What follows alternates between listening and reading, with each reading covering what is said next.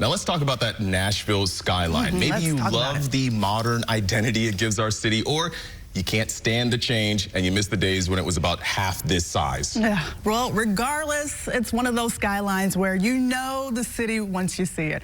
Austin Pollock shares 3 very different perspectives on how this skyline has changed from various angles. All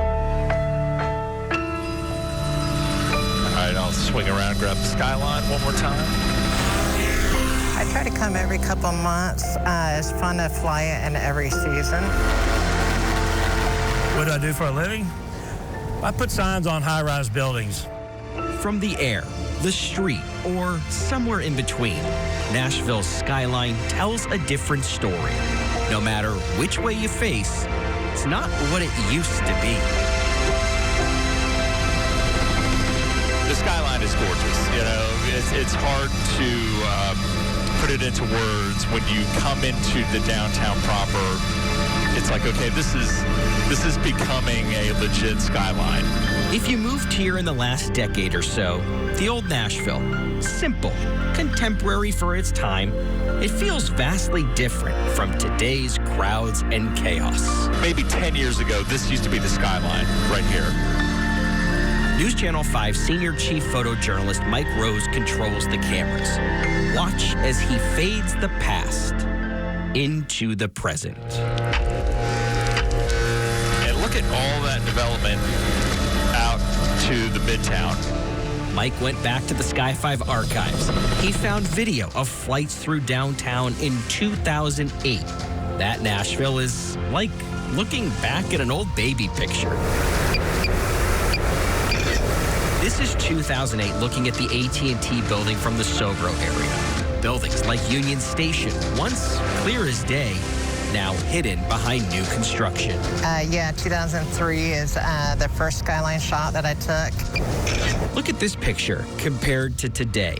Tabitha Hawk has taken photos of the same skyline season after season, like a real-life time-lapse. The old Nashville needs to stay around because that kind of gives it the character. This is her photo just in 2018. And this is now. I've definitely seen a lot of the buildings go up, and it blocks the most characteristic building that Nashville's known for, the Batman building. There's so many new buildings down here. It's mind-boggling to me.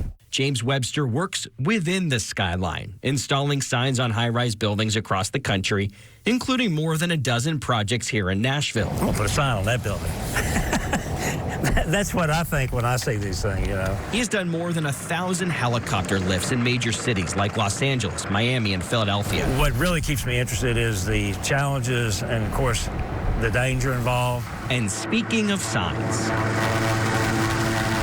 he and his team recently removed the signs from atop One Nashville Place. It'll have a bit of a different look, but in this city, we're used to change.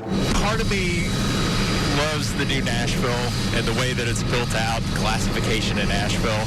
I just hope that we have an appreciation for our past. Progress is a good thing, but it also is good to have that character of the old buildings. I hardly even recognize the city now when I come into here to work. You know, we do travel a lot and go to a lot of other cities, but of course this is home.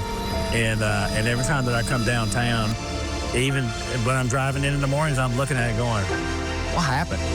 We all see it differently. Some call it progress. Some call it a loss. Maybe it's both, because the new Nashville stands tall beside the old, like looking at that old baby photo. But together, they tell a story of who we were, who we are, and who we have yet to become. I'm Austin Pollock, News Channel 5. Amazing visuals there from Austin. I mean, just seeing Nashville in the past, maybe just a few years back. Yeah. You know, so since 2009, there have been 26 new high-rise buildings downtown. And prior to that, 11 buildings downtown. So quite the difference, and we've certainly noticed. Absolutely.